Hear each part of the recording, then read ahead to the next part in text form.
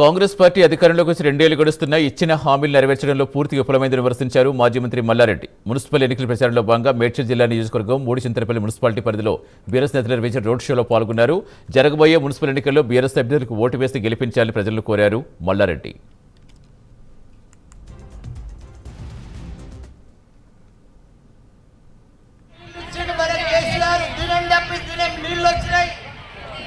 కాంగ్రెస్ వచ్చింది, ఆ నీళ్లు మాయమైపోయింది అమ్మా.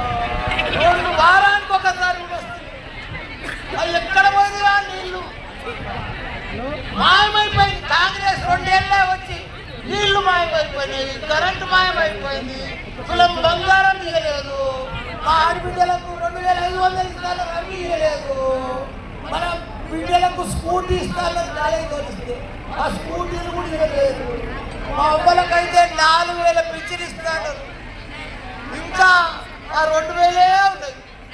కేసీఆర్ వస్తే 3000 వచ్చు, ఇప్పటికల్లా నెలకు 3000 వచ్చు. వాళ్ళు మాయ మాటలు చెప్పిర్రు, అబద్ధాలు చెప్పిర్రు, మనల్ని అందరినీ బోల్త పట్టించిరంట, ఓట్లేసిరంట, మోసం అంట, దగా. ఇప్పటిదాకా మేము చెప్తే నమ్మలే, ఇప్పుడు మీకు అర్థమైంది కాంగ్రెస్